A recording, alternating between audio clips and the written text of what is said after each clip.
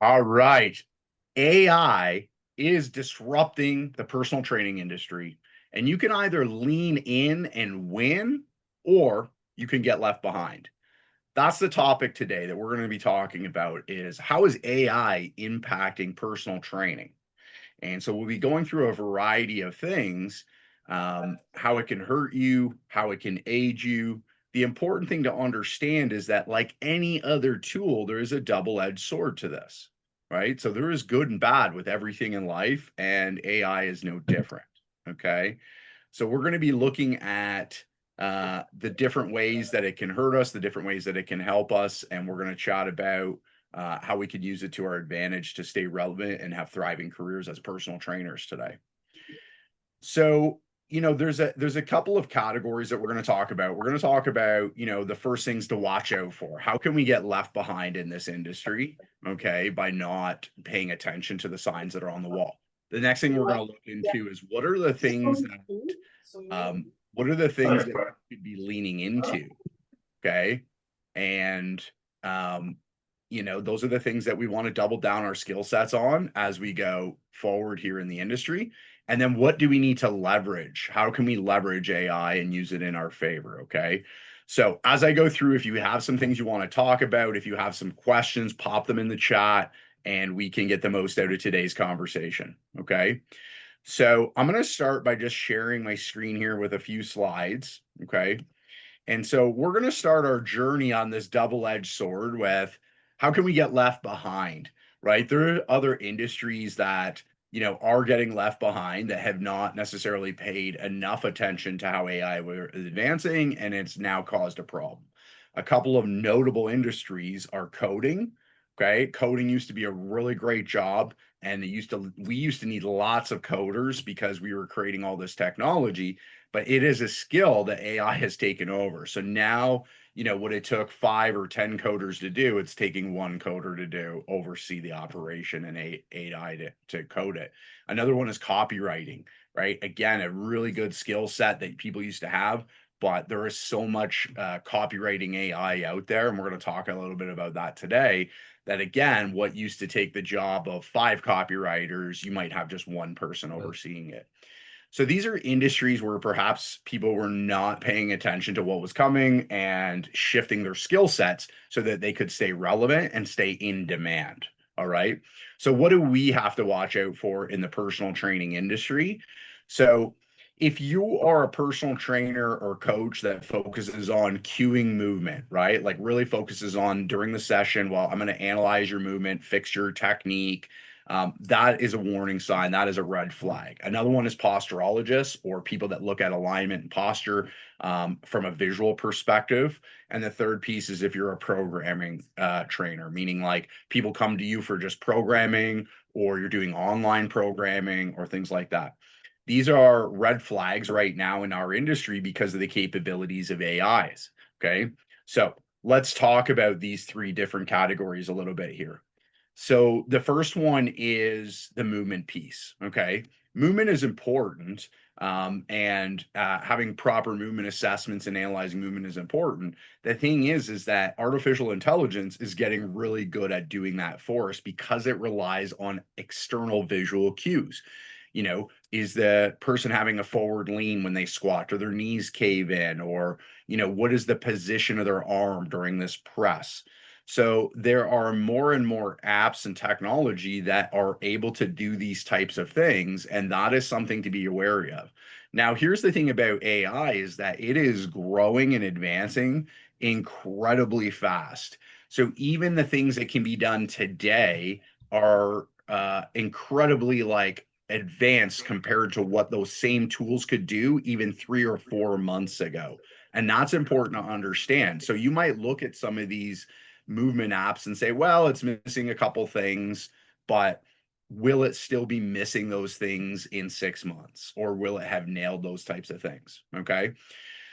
So there are a few different apps out there. A couple of the most notable ones that I just saw off the top of my head in my doing my research were GOFA, GOFA, It's $10 a month, and it goes on your phone and it records how somebody squats or benches or presses and gives them real-time feedback on their movement strategy. That they're asymmetrical or whatever. Another one is Firefly. Firefly is $100 a year. It's an app that can go on your laptop, your tablet, or your phone that will watch you work out. It will count your reps for you, and it will watch you move and give you feedback on how you're moving. Okay. And so those are a couple to keep note of. Now, I'll show you just what I grabbed here. I just grabbed some screen grabs off some of these websites to just show you some stuff here. And so if we look at these images here, so this is a phone app, obviously, that is counting this person's squats, okay? And it is analyzing their movement posture, right? So it's captured some critical data points: ankles, knees, elbows, shoulders, the pelvic girdle, and it's going to give feedback. Now, if we see this image, we can see that this person's off a little bit, right? One hip is lower than the other, the same shoulder is lower than the other. And so it is going to give feedback on, okay, what do you need to do here? All right. And so that's an example of, while this person is squatting and moving, it will give them feedback to say, okay, you're leaning too far forward, or you need to push your knees out more, or what have you. Okay. Here's another example on the left-hand side. This is more of a posture app from a health perspective. And so it is just looking at this particular standing posture, and it is grabbing external cues to look at posture. So if you're someone that is doing plumb lines, or really analyzing, is one shoulder higher than the other, or whatever, right? These apps are doing this already, and will start to do a better job. And you can see in the shoulders here, it's showing you that the shoulder girdle is off, right? And it could be potentially causing a malformation in the spine here. You can see on the left side of his body and the right side of his body are not even, and then the pelvis and then knee angle is different, right? So he's got a little bit of a different Q angle side to side, or knee alignment. So again, these things are not perfect quite yet. They are going to miss some things. But the question is not where are they now? The question is, where are they going to be in 6 months from now? And that is the part that we have to look at moving forward. So again, if this is something that is like your bread and butter, that you're analyzing just standing posture and looking at plumb lines or shoulder heights or things like that, or if you're someone that's really focused on movement cueing, these apps are coming. There's going to be probably 10 times more of them in 6 months or a year from now than they are now, and they are going to improve in their ability to pick things up. Every single day, there's coders, there's programmers looking at the mistakes that they're making and figuring out, how do we fix these mistakes? And they will be infinitely better than they are in 12 months from now. Okay. So that's why that one is a red flag on and posturologist is the same thing, right? Shoulder height. If you're looking at shoulder height, or if you're looking at visual cues, plumb line through the side of the body, all these apps for $10 a month will not need a personal trainer. They will just be on someone's phone. They can record themselves, look at these things, and get coaching and feedback from the apps. Okay. So the next thing that I talked about was programming. Okay. So we talked about movement, we talked about posture, or like alignment specialist or whatever. And then the last piece is programming. If you're someone that provides programming, then again, it's a red flag there. There's a ton of programming apps out there, and they're getting better and better at writing programs. Now, the more complicated a program is, the more difficult it is that the AI has trouble writing it. Obviously, if somebody has a lot of aches and pains and a lot of additional considerations, it struggles. But again, these are going to get better. And so if you're programming for muscle development, strength, if you're programming for fat loss and these types of things, it is already getting pretty good at that. And there's a whole host of apps out there that are already doing this. And so if you're an online programmer, or you're someone that's providing programs, again, this is something to watch out for in your field, to make sure that you don't become obsolete like some of the copywriters and coders and things like that. So let's take a look at another slide. I will show you here. This is just a basic example. So I popped this into ChatGPT. Okay. So the prompt that I popped in was a 35-year-old mom who wanted to lose body fat, lose weight, and had an anterior pelvic tilt or lower cross syndrome. And this is what it popped out for me. Okay.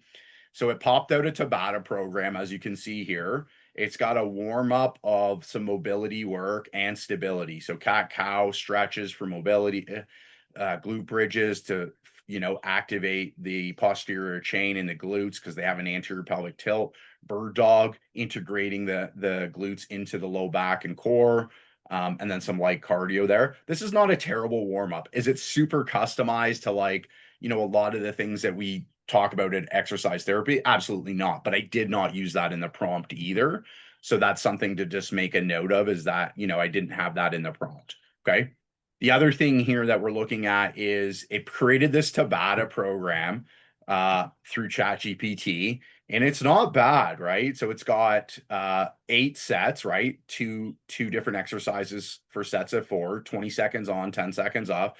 And it came up with a program that biased the posterior chain, because we have kettlebell swings and we've got dumbbell RDLs for the posterior chain, and nothing that's really quad dominant necessarily. Okay. Now we've got skaters and a skater is a side to side plyometric, questionable. I put intermediate exerciser at 35 to 40-year-old females. So, skaters, a plyo might not be too bad for them, and kettlebell swings might not be too intense with them.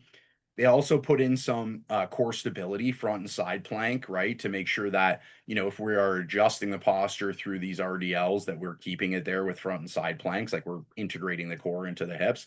So this is not a terrible program. Is it as customized for a complex issue? No, the prompt was very simple. Again, the prompt just being a 35 to 40-year-old woman who had an anterior pelvic tilt and wanted to lose body fat or weight. This is a decent program for that. And so, again, the more, as I said before, the more complicated a person's issue is, the more they're going to struggle with it. The AI is going to struggle with programming. So, that's the calling right here, is that as health and fitness pros, if we want to stay relevant, we may need to lean into the complex. We may need to lean into catering to specific issues and people that have complex issues. Because if you have your average fat loss client, strength client, hypertrophy client, again, that took me, a little bit to pop out. Now, I pulled the cooldown out of there for space issue because I didn't want to take up the whole screen with it. The cooldown, in my opinion, was not great. It was stretching, and it included a couple of stretches like the figure 4 stretch that I don't think is good for an anterior pelvic tilt. So again, it's not perfect, but the question is not where is it now? The question is, where is that technology going to be 6 months or 12 months from now? Okay. And so, again, I am not trying to scare everybody on this call, all the personal trainers, and say, hey, you're all going to be out of a job. But if we don't pay attention to what's coming, that's what is the scary part. If we're not paying attention to the signs that are coming, because people that are coders or copywriters that are right now out of work did not pay attention. They didn't lean into skills that were going to keep them in demand and stay relevant. Okay.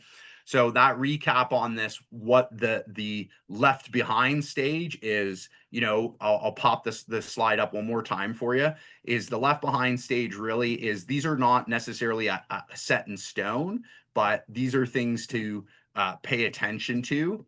Okay. Movement cueing, people that are movement, like heavy on movement analysis or movement technique during their sessions or as a focus of their entire what they do.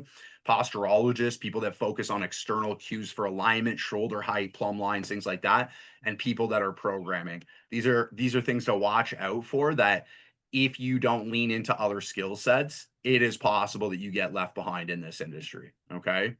So now that I've sufficiently scared everybody about what's coming, let's talk about what can we lean into. Okay. What can we do to make ourselves more relevant, more in demand, people that are going to be the go-to specialists. Okay. So I'm going to share another slide around this. So I talked about complexity, right? So the issue is the complexity. The more complex the situation is, the harder that AI has a time to program for it. So we want to lean into the complexity of what we do as health and fitness professionals. Okay.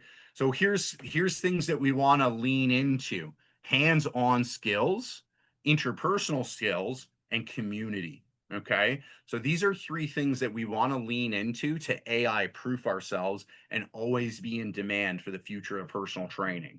Okay.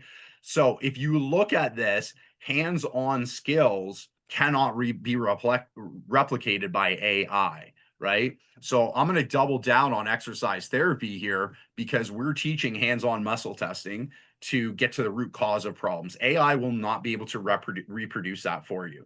You need a human standing there to get the feedback loop, to do the test and retest to say, this is what's happening. Your body is telling me that this is what we need to do.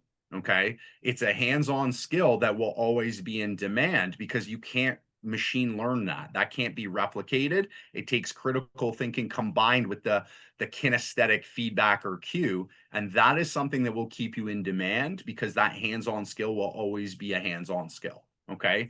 And so the other thing too, I mentioned posture and I use the word like external cues as posture as a big intentional because there are things about the posture that are below the skin that we can't see with our eyes. So AI can replicate that side of it, but the actual position of a scapula, you can't see that with a camera, right? And so you need to actually put your hand on the scapula and see where is it actually located because it's beneath the skin.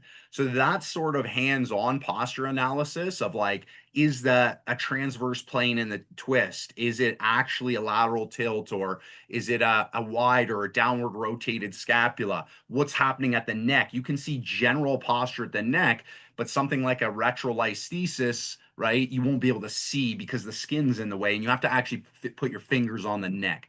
So hands-on posture skills will still be relevant as well too, where we're touching the scapula, we're touching the hips, we're finding out where are these things because AI can't see below the skin. Okay. And it can't see those things. And so that skill will be still a very relevant skill. And it's going to help you get to the complexity of programming individually. Like if I'm just saying, hey, this person's shoulders are laterally tilted, I don't know what the root cause of that is. So if I go back, let's say to that slide that I had on there, and I say, okay, this particular client here, they had the shoulder height was different here, right? So I can say that and I can just in general program and say, well, let's lift this shoulder up and that'll help realign the spine and let's get this knee more in and that'll help realign the whole stacking up. But I don't actually know that that's the root cause. I'm guessing at that. But when I start doing muscle testing and put my hands on this client, I start finding out, oh, they have a lateral pelvic tilt, right? And that's what's causing this shoulder. So if I dress the hips, this will get better. But that's a hands-on skill. The movement analysis software can't do that. And so again, that's why I'm leaning in to hands-on skills as something we need to learn to health and professional fitness professionals. Now, exercise therapy is a big proponent of that, the hands-on testing, but it's not the only one. There are other hands-on skills that you can get into that will not be able to be replaced because it takes a human being to do it. The second category that I talked about is interpersonal skills. Okay. So machines can program and machines can analyze data and do all kinds of different things, but machines cannot be human. And we need to lean into that. One of the reasons personal training is so big is because of the personal piece. Okay. It's that other human being that is there. So I, as a health and fitness professional, am recommending for others to lean into interpersonal skills. Now, I struggled coming up with a name for this category and I went with interpersonal skills because it encompasses a lot of different things. So one of the things, mental toughness. We coach mental toughness at exercise therapy and we teach our coaches to work with clients on mental toughness, right? So that's an interpersonal skill. You are there connecting with another human being. A machine can give someone quotes. A machine can tell people how to think about anxiety different or how to think about how they treat themselves and others different, but it can't walk them through the skill set in a way that a human being would because it doesn't have the same emotion, right? It doesn't have empathy. It doesn't have understanding of what a human being is like. And so it would be very difficult for it to do the same thing. So mental toughness coaching between sets, is an example of an interpersonal skill that will keep people coming back to see you because they can get a program from a machine. They come to see you because you're a human. Okay. Another interpersonal skill I mentioned there is empathy, right? So people want empathy, they want to connect with another human being, and machines can't do that. So learning skills around empathy, around emotions, those are going to be really important. How to celebrate wins with clients, those types of things are going to be really important. Another one is co-regulation. Co-regulation comes out of my somatic breathwork practitioner world, where co-regulation is, human beings are meant to be a people person. They're meant to be around other people and tribes. And one of the best ways that we heal, or one of the only ways that some of these the science would argue, is through co-regulation. So being with someone else in the same room, having that understanding that, we're feeling the energy coming off that person, we're feeling the intention, heart rings, heart rate sync up, breath rate sync up, all kinds of things happen during co-regulation that help the healing progress, right? So if you know how to help someone co-regulate, the mindset work you do with them, the empathy, the understanding of what's going on in their life will help them make progress, and it will help them heal. So that's an important skill set as well too, under the interpersonal skills. And then caring and relationship, like a machine can't care for you. And that just is meaning like taking a personal interest in people, understanding what they like, and really caring about them. So interpersonal skills is the second thing we need to lean into as health and fitness professionals or personal trainers. So the first one was hands-on skills. The second is interpersonal skills. Okay. So the mental toughness, the conversations, the co-regulation, the empathy, all those types of skills. You get good at those and you will be in demand. People will seek you out and continue coming back to you for that. Okay. And then the third one I mentioned was community. Okay.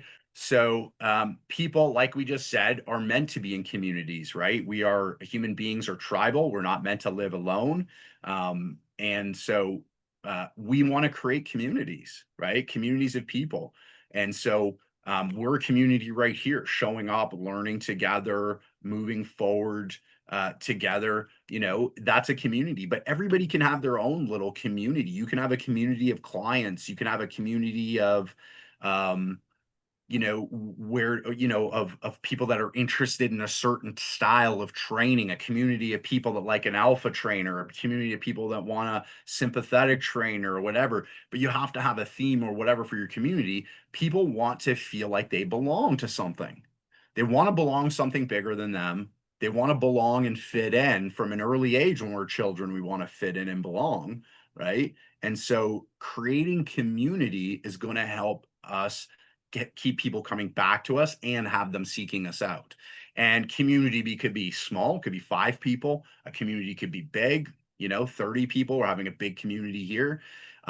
There's a lot of ways to have community, but people will seek out community. The more their life is on Zoom, the more their life is Zoom meetings and working with AI and not other people, the more that their life gets automated. And it is, right? My wife works in a company, and it's a lot of automated work, right? And so the more that happens, the more they're going to want communities that they can be a part of, so they can experience being a human being with others. Okay. So I'm going to get to some questions here before I move on to the next section, but I just want to recap. So, we talked about that if AI is disrupting the personal training industry, like every other industry. It's not anything special, but what are the things that we have to watch out for, or we'll get left behind, is focusing too much on movement and technique, focusing on more posturologist external cues to look and align people's postures, and programming. If I'm providing online programming, or people are coming to me just because I write good programs, those skills might be outdated one day and might have us being replaced for $10, $20 a month. What are the skills that we can lean into as a personal trainer to always be relevant, always be in demand, and have a thriving career? Number one is hands-on skills. Put the need to put your hands on people and look at things that can't get replaced. The second is interpersonal skills. And the third is creating communities. So that when we do those, we become relevant, we become in demand, we become irreplaceable. Okay. So I'll get to some questions. Samara put, when AI messes up, we can fix them. That is very true. And that's why specializing in the more complex is better. So, simple is scalable, right? So just in general, like, why do people come up with like simple courses or simple solutions? Because the more simple it is, the more you can scale it and make a lot of money, right? The more complicated or complex the system is, the less scalable it is. And so, you have to find the balance between giving great solutions and income, right? And like exercise therapy is fairly complex. There's some different things. We try and simplify it as much as possible, but it deals with complex issues, and so we want to lean into that because simple can be solved by AI, but complex can't. And so when people have these complex injuries that, it's a shoulder pain, but it's not a shoulder problem, it's coming from the neck or the hips or whatever, that's a little bit more complex, and you need to help people with that. And AI is not going to be able to help them with that for the foreseeable future. Okay. Another question from Stephen: what would you say entirely mostly online trainer could do to stay relevant? Double down on community via online groups, etc. Yeah, exactly. So if you're a mostly online trainer, if you're running an online based program, you want to create community so that the people are looking for a specific solution from you and they know I'm in the right place, right? An app might tackle hypertrophy or weight loss or things like that. But if you're tackling something very uber specific, like, you're an over 50 female with arthritis and you want to, lose weights, but you're battling your hormones, like, that's so specific, nobody's creating an app for that, right? So when you create a community around that people that want that solution, and if you go globally, there's probably a lot of them, will come to a community where they feel like they belong. So I would lean into community and interaction between the members of the community and support between the members. And I would lean into more complex problems instead of simple problems, because the simple problems are going to be handled by a lot of this AI stuff. Okay. Accountability coach. I find a lot of clients will only work if a coach is present. Yeah, for sure. And that's part of the co-regulation. So Paul talked about,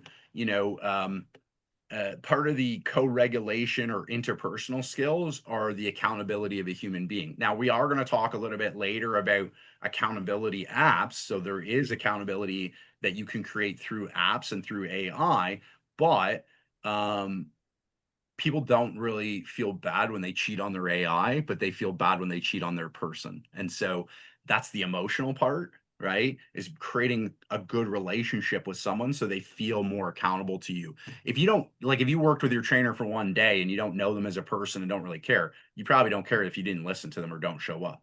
But if you have a meaningful relationship with that person, then you're going to feel bad if you don't follow through. And that's the difference. The relationship helps increase the accountability. Okay. So let's lean into the next part of our presentation. We talked about not getting left behind. We talked about what can we lean into to stay relevant and to win when others are perhaps not winning. Okay.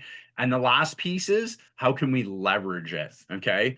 Now we're going to talk about different ways that we can leverage, but I'm going to throw a caveat on this one here in particular, is because everything I say here, I'm going to talk about apps and stuff like that, but everything could change or be outdated in 6 months. So that's the caveat when you talk about technology. Okay.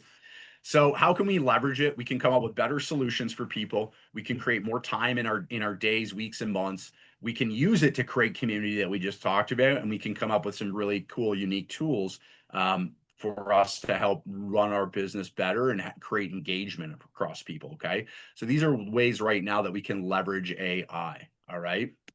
So let's start with the first one, which is better solutions. So 20 years ago, if someone had a problem that I had never heard of, they come in and they're like, yeah, I had this disease. It's osteo, arthritis of the, skull or whatever. I don't know. They come in with something, some made up term that I've never heard before, but it's a real thing and it's very unique.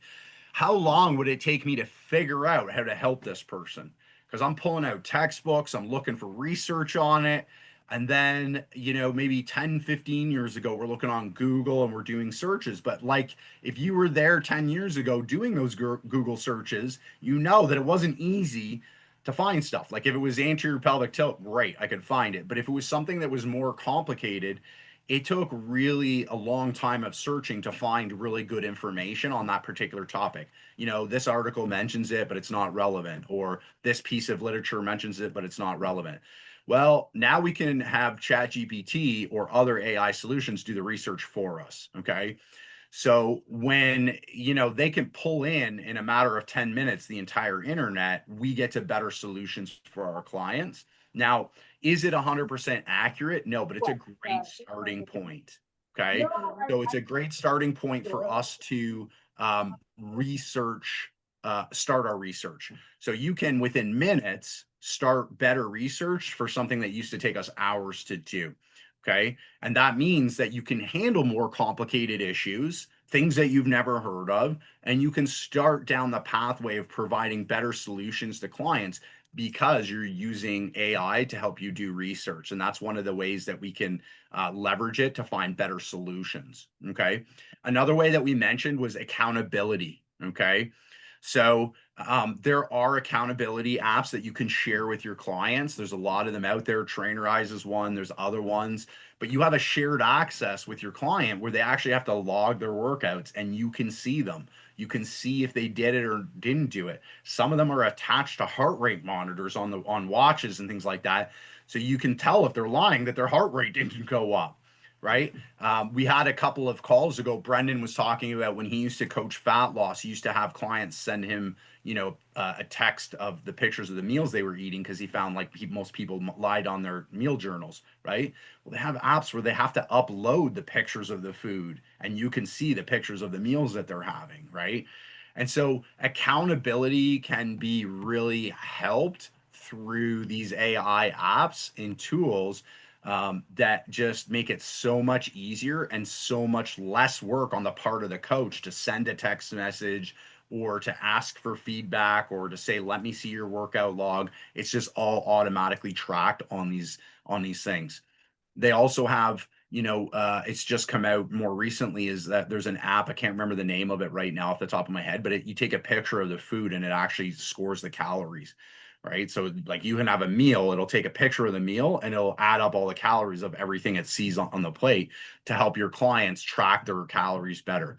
So again, you know, we talked about at the start of the call, like, hey, you know, AI might be replacing some of the things we do, like technique and things like that, but we don't want to run away from it because of that. We want to lean into the parts where it can make our job better and easier because the people that use it in the right way are going to have an abundance of resources to help clients better. And that's just one of the ways. So this accountability through logging workouts, through taking videos of workouts, through heart rate monitoring in a shared app, through food journaling and food pictures being uploaded, it can increase accountability. Okay. And then the last piece was, you know, tracking results. So you can have lean into some of these movement apps. So the apps that analyze someone's squat or deadlift or whatever, you can keep those videos and you can show them progress over time. So if someone's going to do a powerlifting competition, you can show them how their movement has gotten better over time.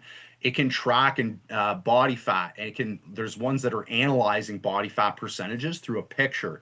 Okay, you can use those things to help keep clients not only accountable but help them measure progress. So you don't have to have a $5,000 body fat scale. You can say, look, this isn't as accurate, but we're just going to use it as a general guide to help us. You know, you can track their posture over the time visually by taking photos of their posture and having it analyze those key data points like the shoulders and hips and stuff and show them improvements in their postures. So we can provide better solutions or service to clients who are showing up to see us by leaning into some of the apps that aid us and not running away from them. Okay. If you run away from them saying, well, they're replacing me, right? You could get left behind because they are replacing those skill sets, but we want to lean into them where they can help us provide a better service. So that's category number one. How we can leverage it is by providing better solutions. Category number two is it can free up a lot of your time. Okay. So we already talked about some of the things that it does to free up time with research. Here's other ways that it can free up time. Okay. So you can use AI to do a lot of the admin tasks that are taking up hours and hours of your time. So there are AI schedulers that schedule clients into your schedule for you. Are AI notifications that if it shows that a client didn't show up for a session, you tick no show, it emails or texts them for you saying, when would you like to rebook?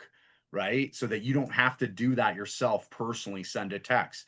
It can send these emails. It can send reminder emails about their sessions when they're changing their schedule around. It can handle booking for you. There's a lot of other things where it can free up a lot of your times in terms of these types of admin tasks. Bookkeeping. So there's apps that do bookkeeping. They get access to your accounts, payments coming in, payments going out. And it uploads all the bookkeeping for you and shows you your profitability at the end of the month, and does all your accounting for you. Here's what you collected in HST and what you have to pay out, and here's what you made and average per session and all that. So it can do bookkeeping for you as well too. What's going to be really, really popular that's already started is AI agents. So AI agents are basically creating a specific person via AI that's an AI personality that can handle something in your business. Now, it is a little complex now, and you have to be very good with AI to be able to create an AI agent right now. But again, if we look forward to 6 months, 12 months from now, it may not be so difficult. It may be more commonplace. So here's an example of one that I heard recently is someone had created an AI agent to be their assistant in their office, and they were having an in-person meeting with some guests, and they said to the AI through a voice command, they said, can you order us some water, please? 3 bottles of water, please. And then, 35 minutes later, 40 minutes later, a guy from DoorDash showed up at the door with 3 bottles of water for them. So the AI took that voice command, went online, searched for the stores in the area, went to DoorDash or Skip or whatever the app was, entered the credit card information, ordered the 3 bottles of water, paid for it, and gave the address from where the command came from. And all the guy did was, and then the showed up at the door. And all the guy did was said, order 3 bottles of water for me. Right. And so that's the capacity or capabilities. Think about creating an agent that could do some of these things for you, right? That it could pay some of your bills. It could, deal with some of your clients, these types of things. So this is coming up. And this is something that you can use to gain some of your time back. Okay. The same thing applies for social media. It's almost a necessity to have social media these days in your personal training business. And so, we used to be personal trainers, and now we have to spend a percentage of our time creating and posting content and interacting with people. Well, there's AI apps that are coming up that are getting better and better at doing these types of tasks for us. Okay. And so Akoya, I think, is the name of one where it like schedules out your social media, just like it has access to your Facebook, Instagram, and based on what you want to do, and you just tell it what you want to do, and it just plugs your whole schedule for the month in. Right. And it schedules it out with copy and whatever. Now, you might have to, at this point, still check it to make sure it's accurate, it's what you want, but it's a lot faster than clicking all these things yourself and uploading these things yourself. Right. There's video apps like V.io, NVIDIA, video with a Y, that are cutting videos. So I might go out and I might shoot, a 30-minute session, and I could just say, pull 5 clips out of this for me that are like good, exercise clips. And it'll pull 5 clips. And again, I might have to do some custom trimming and things like that, but it's a lot faster than watching the 30 minutes myself and trying to find the 3 clips, right? So there's social media apps that can help you manage your social media. And then there's client files, right? So a lot of times, I mean, I know I'm older and I used to write down programs and write things and put them in people's programs. But obviously there's tablets and things that do that now, but you can also do this via apps, right? Where you're storing all the client's information, client has access to it. What's the latest program? What are they doing? There's an app, I think it's called Fitbod, where it actually will analyze the data of the last entry. And when they show up for their next workout, it'll change the sets, reps, and weights according to the phase they're in. If they're in a hypertrophy phase, it'll change, okay, we're going to do a little more volume, a couple more reps this time or whatever. You don't have to do it. It does it for you, and it spits out the program, and you coach them through the program. Okay. So these are different ways to free up our time. And there's a lot more than that I'm going to talk about in these other two sections, but these are just some of the different ways. Okay. So writing programs, we just saw ChatGPT can help us get a head start. We tweak one or two exercises and we're good. We've got apps that are doing admin for us, bookkeeping for us, client scheduling, client follow-up, helping us with accountability, helping us with our social media, our client files, all this kind of stuff. Okay. And so this puts time back in your life. What used to take hours now takes minutes. Okay. Now, here's the caveat on that. A lot of people want to use that extra time to sit on the beach. And if you do that, that's okay. It's your choice, but you could get left behind. But if you use that extra time to get into the complex, to learn more, and actually specialize in harder things than bicep curls, and actually look at like, okay, how do I treat people with disc issues? How do I train people that have this condition or that condition? If you use the extra time to skill up and get better at your craft, then you are going to be irreplaceable because you're going to be now diving from the simple to more into the complex. You free your time up to be better at what you do, not to rest more. Okay. And so that's part of the thing is that we're freeing up our time, but we're freeing up our time with purpose using these different tools. Okay, the next thing we're going to talk about is community. So we talked about it can help us provide better solutions. It can help free up a lot of our time. Okay. And if you want to look at some of the apps that I've been mentioning, you can just honestly, you can just Google it and throw these things into ChatGPT, Google, and you can find some of the top apps. I would recommend like looking at reviews on which ones are the best and trying a few out. I've played around with, video editors that I didn't like and then ones that were better and things like that. So I recommend you do the same thing. It works with you. Okay, let's talk about community. One of the things we wanted to lean into community is community, but it takes time. It takes time to build a community. How can we leverage AI to build community? We can have more regular contact with the people that we care for. If I have a roster of 15, 18 clients, I can send a community newsletter every month. I don't have to write that newsletter. Okay, there's Jasper, there's OpenAI, there's Claude, there's different, even ChatGPT can write the newsletter for me by me plugging in a few key details, right? And then in a matter of minutes, I'm sending out a newsletter that's keeping my team, my 18 people, connected and informed, feeling like Jeff's not just a trainer who trains me for the hour when I show up, but he's somebody who's sending me tips on a regular basis. Okay. I can create video content for my community saying, here's some technique videos. Like when you're doing your cottage workout, I have a video library that they can lean into, when they're on their own. These are things that I can create. Now, there are a lot of video libraries on Trainerize and things like that, but I might do different exercises. Okay. So if you're an exercise therapy student and, you're doing wall lean penguins, then you're probably not finding that in Trainerize. And so you're gonna create your own video library. And that becomes people are coming to you for the customized solutions for the higher end things. Okay. So that's another important piece to look at is you can create video content, you can use AI to organize it.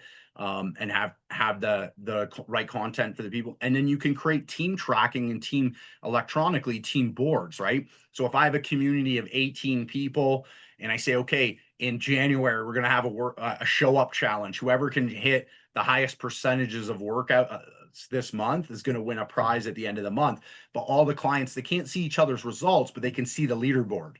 And so I can see Jennifer did 8 workouts this month and Krista did 6 and whatever, right? And so then I'm being a part of a community. I'm like, oh, I got to beat Jennifer. I got to make sure I show up this Thursday and see my trainer because Jennifer's ahead of me in workouts right now, right? So you can use these types of technologies to create leaderboards, to create community from a technological standpoint as well, too, to feel like people aren't just training with someone that's giving them information, but they're part of something bigger than themselves, okay? And so there's a lot of different ways it can aid you in creating community. All right. And then the next piece is creating unique tools. Okay.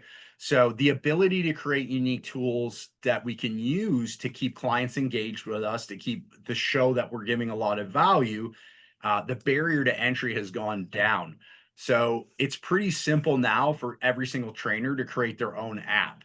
Okay. So there's a lot of apps that have been white labeled, mean they've opened up the coding and the plug and play to other people. And so I can create Jeff's, let's say Jeff's Fitness I can create my own app. So then when people are logging in, they're not logging into Trainerize, they're logging into Jeff Fitness. And so it keeps them more committed to me. They're saying, I can't leave Jeff because all my stuff's there. It's all on his app. Right. And so I say, okay, if you sign up for the 6-month program, the app's free, and it's going to do the same things as some of these other apps, log your workouts, track it has meal plans in there, all this stuff. But because it's under my name or my brand, it keeps them coming back and keeps them loyal to me. We talked about an exercise library. So curating your own exercise library with unique exercises that are maybe not like the common squat or things like that, keep coming back to you.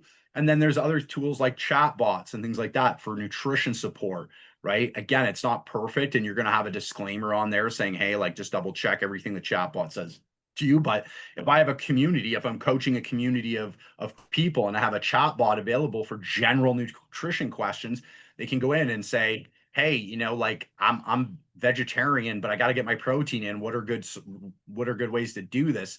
And within my community, the chat bot answers for them. Right. It says, here you go. And here's a meal plan. Here's a meal that you can make out of this. Or it's like, I'm trying to build muscle. How much protein should I be hitting? Boom, chat bot answers it for them. Right. So these are unique tools that, again, to Steven's question, if I was coaching an online community, I'd be leaning into chat bots and different things like that, where people are going to show up because they don't have to go on Google. They can easily get the answers within my community that are specific to their solutions. So my chat bot would be customized for my community. Okay. And so these are the types of tools we can now lean into and have. Before, it used to cost you tens of thousands of dollars to create your own app or chatbot or things like that. But the barrier for entry is very low now on these types of things. And any individual for a roster of 15 clients can create this stuff, right? And just a matter of what you want to. So these are different ways that we can lean in and leverage AI to do what we do better. Okay. Now, some people on this call got really overwhelmed because I just talked a lot about a lot of different apps and a lot of different AI solutions. Here's the caveat on it. You don't have to do them all. I'm talking about a lot of categories and I'm mentioning a lot of different things. And what you want to do as an individual, if you run a studio, if you're doing your own thing as a personal trainer, you want to look at what makes sense for me. Where do I start? Right? Like if a client looked at all the exercises and reps they needed to do over the next 6 months to get fit, they would walk out of the gym. But if you say to them, don't worry about it, just do this one set, then they can do it. And it's the same thing with you in AI. It's like, look, don't worry about that. Where do you want to start? What's one thing that you want to learn how to use and are going to start using to make your life easier and buy your time back or provide a better service or become a higher specialist? Okay. You don't have to do them all. Don't feel like tomorrow you have to implement everything that we just talked about. Just say, what makes sense for my business right now? Out of all the levers that I just mentioned, what lever can you pull that will create the most amount of impact in your business? That's what you want to figure out. Okay. It's just that. What is the lever that you want to pull? Okay. And so that's what we want to focus on. So I'm going to go to some questions that people wanted to throw in some questions. And so I just want to recap before I do. So today was talking about how AI is impacting personal training, how technology is impacting personal training. We have to learn from other industries like coders, like copywriters, other things where if they didn't pay attention, the job became obsolete or they became not as in demand. And so the first thing we talked about is the blade on that double-edged sword. What do we have to watch out for? And some of the red flags, if we're overly focused on movement technique and movement cueing, we might get replaced. If we're overly focused on posture, like visual posture, plumb lines and shoulder height and things like that, we might get replaced. Or if we're overly focused on just providing programming, then we might get replaced. Those are the things we want to watch out for because AI is learning how to do all those things very, very well. Okay. Then we talked about what do we want to lean into as skills to stay relevant, to stay in demand, and to thrive in this industry that we love. And the skills are hands-on skills, things like assessing people hands-on, muscle testing, looking at the position of the scapula, fascial stretch work, things like that. They're all hands-on skills, and they're not going to be able to be replaced. Okay. So we want to lean into that stuff. Okay. We want to lean into interpersonal skills. Okay. So having empathy, coaching mental toughness, mindset shifts with people, co-regulation, caring about people, interpersonal skills, what will keep people showing up to see you, because a machine cannot replace that. And creating communities. People want to be a part of something, and you can create a community with AI, but if it's all bots in there, people are not going to feel connected, and they want to be a part of something. So creating community. And then the last piece we talked about is, okay, we don't need to be scared of AI. We don't need to run from it saying it's going to replace us. We actually want to leverage it, and we can leverage it by, using the tools and the things that it's learning to do to provide better and higher solutions for our clients, more specified, more customized solutions for people, by using it to free up our time so we can skill up and get good at the interpersonal stuff or the other things we want to learn, the hands-on skills, by leveraging it to create community and create connection, and leverage it to create unique tools that we can serve our clients with. Okay, so that's what we covered today. And this is going to be an ever evolving topic. 6 months, a year from now, we'll do this again, and there'll probably be some new tools and some new topics that we'll be talking about. So let's get to some questions here. So I have Rashad, hands-on practice works really nice. Client says, clear path forward. However, once I've assessed the problem, created a tailored prescription or plan, and worked through it successfully, things start running smoothly. That's where the common challenge arises. Clients feel like they're just exercise routines, which can be monotonous. Now the original problem is gone, and there's just okay. So he's basically talking about, okay, like I'm going to use the hands-on skills to, do my assessments to create the solutions for the problems. But then what happens when I help fix the problems? Well, in my experience, clients have more than one problem. And so it's a layered approach that there are, we address the most obvious things first, and then we can start addressing higher needs later, more specific needs later. And so it usually takes some time. But let's say we've got them 100% pain-free and moving well and perfectly aligned, and assuming they don't go out and run a marathon or fall off something and screw up their body, they're going to stay for the interpersonal skills, the second part. So they will stay with you if you have, during that time, done number 2, which is built up that relationship, show them you care, displayed empathy and whatever. They'll, if you coach them on mindset and mental toughness, if you have life-changing conversations with them, they will continue to show up for part 2 once you've actually got them pain free. Okay, the next question. Maybe I can, Xavier, maybe I can use AI to create a list of the AIs I mentioned. I actually can, because Zoom Companion AI is actually tracking everything that I'm saying right now. So it's going to give me that at the end. So yes, which is the best for newsletters in terms of AI? You got to play around with it and preference it. So I use ChatGPT for writing. I have heard that Claude is better. But you can train your own unique chat GPTs. Okay. And so that's something a lot of people don't know, but I have trained up a copywriter chat GPT. So when I go to my copywriter chat GPT, it writes in a specific way, and that I like. And so I haven't played around with Claude in a long time, or Jasper. Like in my experience, Jasper was good, but you were paying monthly for Jasper, and I could just do the same thing through ChatGPT. If I was a full-time copywriter or sales copywriter, I might go to Claude or Jasper, things like that. But for my purposes, I trained up a copywriter GPT for myself, and it works great for newsletters and writing emails and things like that. That's been my experience.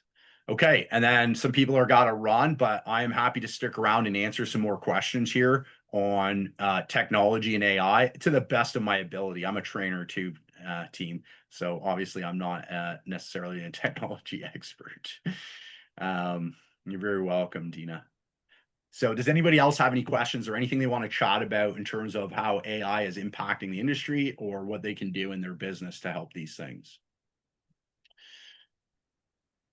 So as we close off here, then, if nobody has anything, if you have something, I'm happy to answer it. I've got some more time, a few more minutes here that I'm happy to answer it, so you can throw it in.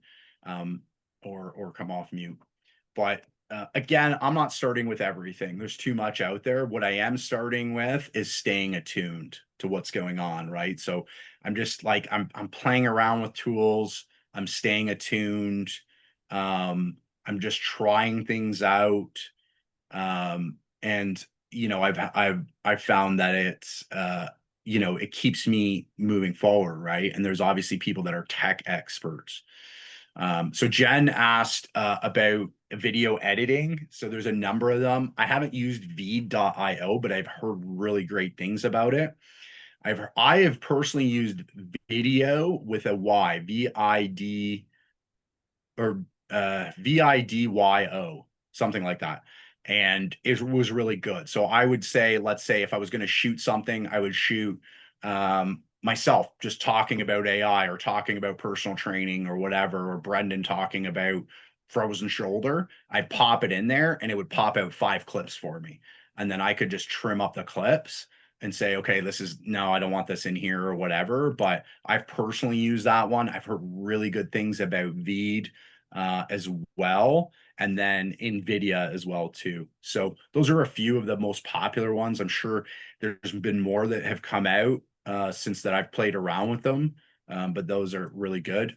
If you're running ads, Ad Creative AI is really good because it does it'll do like social media content ads for products or different things, and it will give you like 100 different samples, and you can choose your best one. So it does video, it does images, it does a lot of different things, but it specifically is trying to tailor things for like Facebook, Instagram ads. So if you're someone that runs ads, Ad Creative AI is something I've used, and it's getting better and better every day.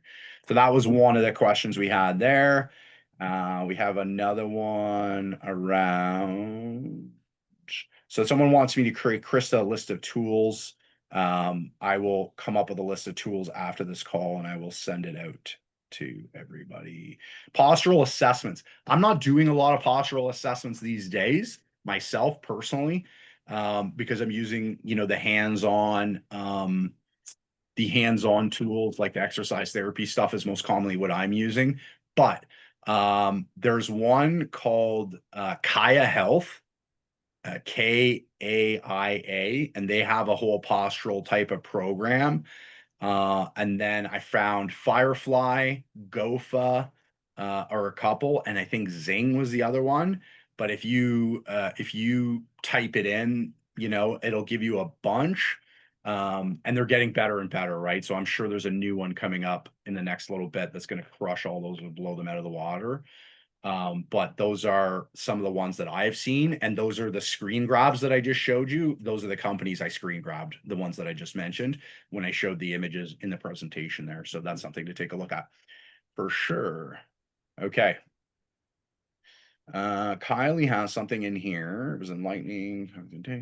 My question is not directly related to AA, but we're curious about to learn more about the training pathway you took around somatic breath, co-regulation, mentioned earlier, recitation, forces resources. Yeah. So Kylie's asking about, the interpersonal skills piece. And so, yeah, we've got to train up on that stuff too, which is not a technology training. It's an in-person training typically is, there's a lot of different kinds, a lot of different kinds of like trauma-informed types of training that touch on this stuff. I did somatic breath work. So SOMA plus IQ, somatic. And so I took their in-person teacher training to become a practitioner. In addition to learning how to coach breath work, I'm also a certified meditation teacher, so it kind of ties into that as well too. But in addition to learning just how to take someone through the breath work practice, the somatic breath work practice, they taught a lot about co-regulation and how to help people do that. And I have found that to be a valuable skill in other situations, just day-to-day situations where I was talking to someone that was stressed out and I was cueing them to just breathe into their belly or calm their breath so that they could deep down regulate their sympathetic. And they couldn't do it because they were too stressed out.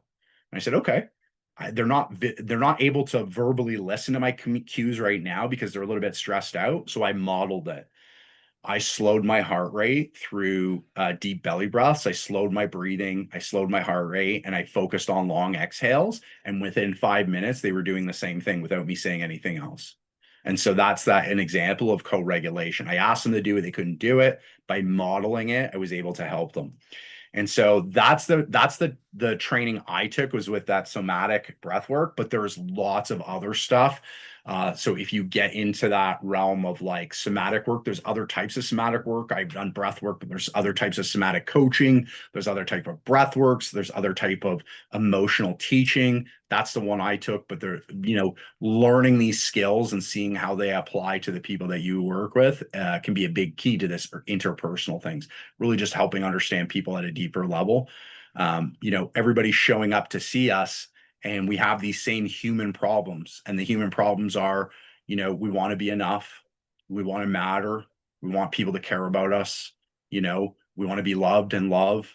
And so, AI can't replace that. We need to work with each other on that. And if you learn how to work on those skills, you can really keep people coming back for the interpersonal skill piece.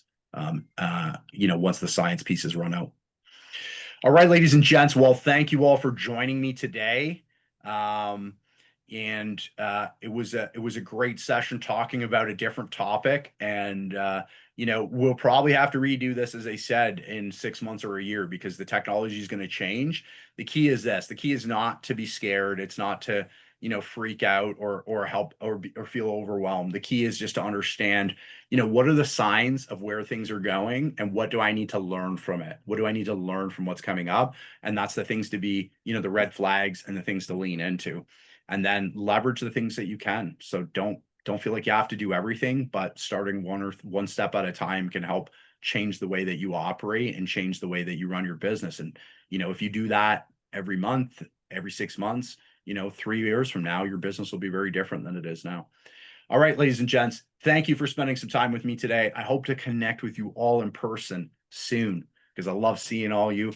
And we are taking a little bit of a summer break here at Exercise Therapy. So we're going to have a Q&A section that you guys can learn from in the portal in July. And then we'll be back in August with our live calls. So thank you, everybody, for showing up. And I am tremendously happy to be a part of your communities and be able to be on your journeys with all you. And I know Brendan feels the same way.